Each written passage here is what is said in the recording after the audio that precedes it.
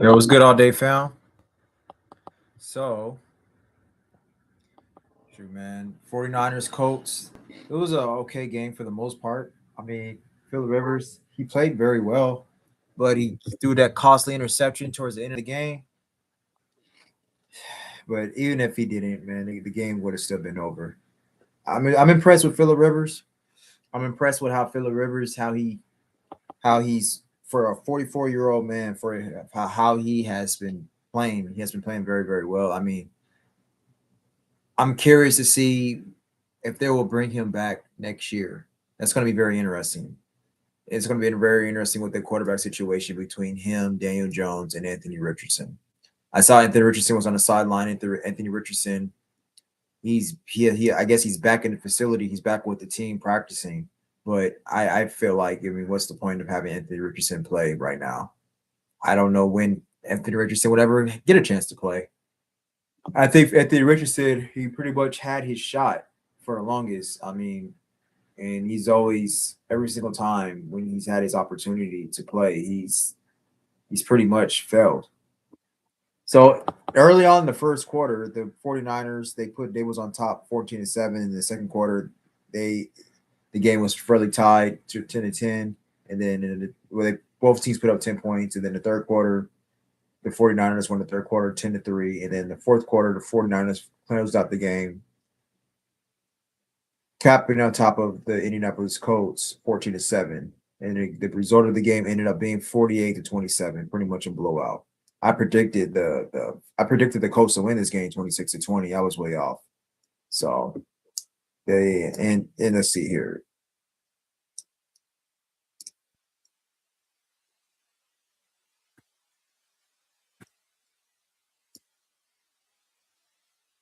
In the first quarter, the Colts they had 13 plays for 82 yards, and they ended up getting a touchdown. And then the 49ers they had eight. They had a touch. They tied the game with 8 plays for 69 yards, and then they scored another touchdown. This is when the game started getting away from the Colts because the 49ers they marched down the field 7 plays for 26 yards, and then it became 14-7. And then in the second quarter, it took the Colts 14 plays to go down for 76 yards and then just to tie the game 14-14. And then the 49ers, they scored again for 12 plays at 69 yards, and the game became 21-14. This is in the second quarter. And then there was a field goal, 12 plays, 75 yards, and then it ended up being 24-14 by the 49ers. And then the Indianapolis Colts, they kept the game close by going 12 plays for 28 yards and kicking a field goal. And so there was 2 field goals that happened before the end of the quarter and then the first half. And then in the third quarter, the 49ers, they just wouldn't go away. They just kept producing on offense. Brock Purdy played a very, very good game tonight. Very good game. I was quite impressed with Brock Purdy. And then 10 plays at 64 yards, the 49ers scored and they went up to 31-17. This is when the game started getting away from the Indianapolis Colts in the second half. And then the Colts, they only had a field goal, produced a field goal. It was 8 plays for 17 yards, and then it ended up being 31-20. It was still looking like they were still a game, but the game just quickly just kept getting away. Like the 49ers would not allow the Colts to get too close to them. And then the 49ers, they had a field goal. They went with 9 plays for 49 yards and they kicked the field goal, and it was 34-20. And then in the fourth quarter, the Indianapolis Colts finally got a touchdown, and their last touchdown of the game, and their one and only touchdown in the fourth quarter. They went for 14 plays for 65 yards, and they for a touchdown, and the game started becoming more interesting again, 34-27.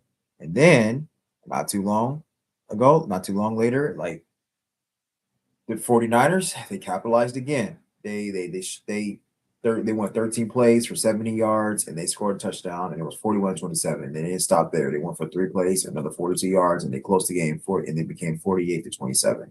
So the 49ers were very dominant, and Kyle Shanahan, he's showing how great of a coach he actually is. He may end up getting head coach of the year. I mean, I wouldn't be surprised if he does, given the fact of how much injuries the 49ers has went through. But I would say this though, 49ers, they do have a really, really great defensive coach. And I feel like if Robert Saleh never came back, they probably would have had a problem. And but we all know Kyle Shanahan is a quarterback whisperer, and Kyle Shanahan, he Brock Purdy has his benefits from Kyle Shanahan. He certainly does. And there's nothing to knock. It's not a knock on Brock Purdy. I mean, I don't think. I mean, Brock Purdy is definitely the best quarterback with the Niners that Kyle Shanahan ever had. So, I mean, I'm always saying Brock Purdy's overrated, but he's a good quarterback. He's a very, very, very, very good quarterback. He really is, and you got to give him his flowers and everything.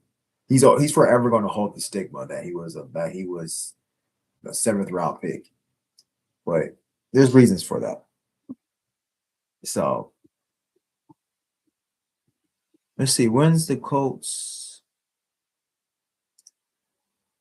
So Brock Purdy, he was 25 for 34, 295 yards, 5 touchdowns, 1 pick. He was sacked 1 time. He had a completion percentage of 73.5 and an average of 8.68. And he had a quarterback rating of 126.8. So he was he was he was highly efficient. He actually threw for 5 touchdowns. I thought he threw for 4. He threw for 5 touchdowns. That's phenomenal. Then Christian McCaffrey, he also had a great game. He was 21 for 221 rushes for 117 yards, no touchdowns, no running back scored a touchdown, rushing touchdown, but they were very productive on the ground. George Kittle was 7 for 115 and 1 touchdown. I think it's Jawan Jennings, who was 5 catches for 71 yards and a touchdown. Christian McCaffrey was 6 catches for 29 yards and he had 2 touchdowns. And then Robinson, he had 2 catches for 23 yards and a touchdown. Brock Purdy distributed the ball, and he showed that he can distribute the ball. So that's a huge plus, huge plus. Phillip Rivers had a very good game. Outside of that interception, he was 23 for 35, 277 yards, and 2 touchdowns and 1 pick.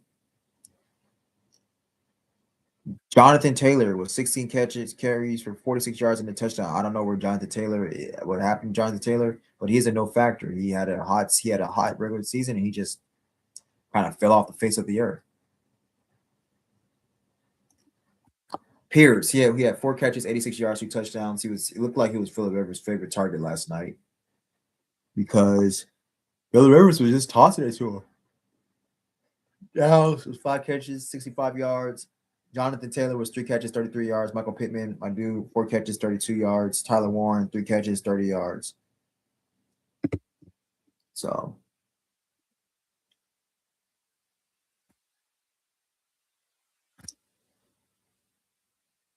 let's see. Right now, the Seattle Seahawks are leading the NFC West. The Seahawks is 12-3, the Rams is 11-4, the 49ers are 11-4, and the Arizona Cardinals are 3-12. So the Arizona Cardinals are more than likely out of the playoff position, which they have to be. And then it's literally wide open in the NFC West. The NFC West is very scary, like because every single team is 1 point away from each other. And really, not every single team, but the Seattle Seahawks is 1 point. I mean, it's 1 game away from the Rams and the 49ers. And let's see, like I said, the Seahawks is 12-3, the Rams is 11-4, the 49ers are 11-4. Yeah, yeah. So that's going to be very interesting to see how they're going to play that out. And then the AFC South, it's kind of just as it's no, it's not. But the Jacksonville Jaguars are 11-4, and the Houston Texans are 10-5. So let's see.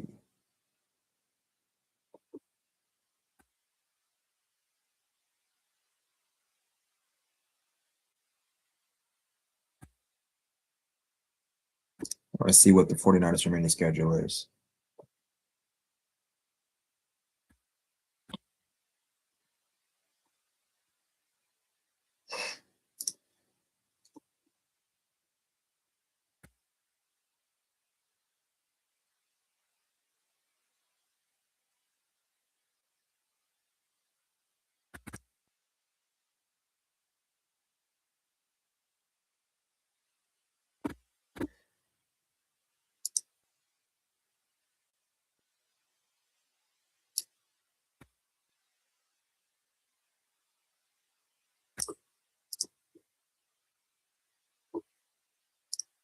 All right. So the 49ers remaining schedule, they have they have the Bears and they got the Seahawks. They're gonna lose both of those games. That's gonna be a very tough game for the 49ers. Very, very, very tough game. And then let's see what the Colts remaining schedule is. But at least the 49ers are winning games they're supposed to be winning, because if they lose if they're losing games that they're not supposed to be losing, it just gets much more, it just gets so frustrating because it's like we should have won that game. Like, how do we lose to such and such, you know? Let's see.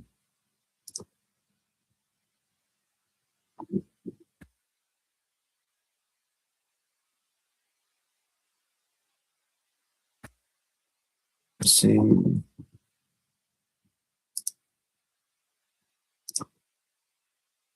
want to see the Colts remaining schedule.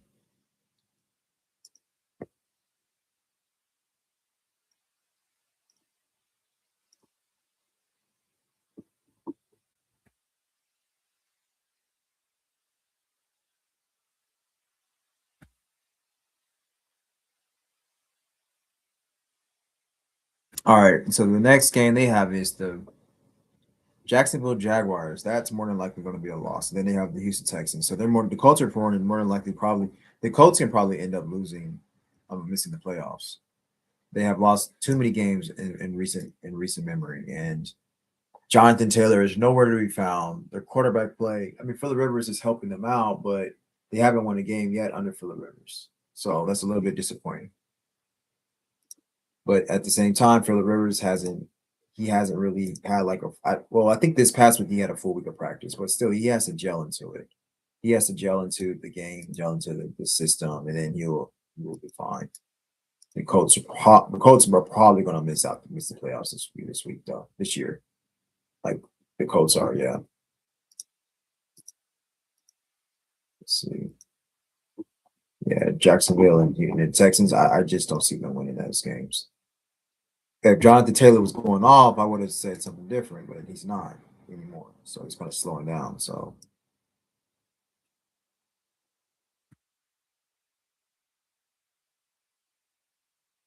let's see.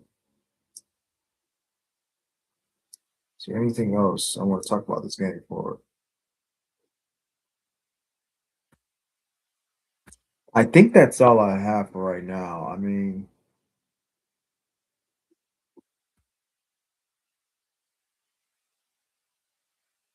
yeah, I think that's all I have for now. All right.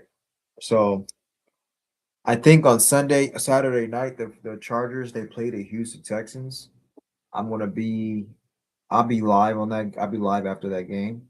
And maybe I'll be live while I'm watching the game, depending on what I'm doing. I'll be in New York, so we'll see. Maybe I'll be live while I'm watching the game. Obviously I can't show the game, but I'll be live while I'm watching it so you can see my actual reaction to the game and stuff. But yeah, there wasn't much to talk about that game. That game was pretty much a blowout. Like I said, Phillip Rivers, he played well. He was very competent. But here's the thing. Oh yeah, I wanted to say like Phillip Rivers, he was underthrowing a lot of the players. So I think that comes with it's going to come with time, more him getting that arm stronger, so he can be able to start launching those balls on the field. But he was underthrowing a lot of his receivers, and that's just not a good look. But granted, you know, it, Phillip Rivers. He's 44 years old. He retired 5 years ago, so we got to give the man some grace. And I think the media is giving him grace. The media is giving him grace. So, you know, so yeah. So I thank you all so much for watching, and I don't want to keep rambling, and we'll be back very soon, all day. And if I have any other stuff I want to go over or talk about, I will just come back on the live stream and just talk about it. You know what I'm saying? Give you some good, more better content. But I appreciate you all. So we'll be back. All right. Like, comment, share, subscribe. Deuces.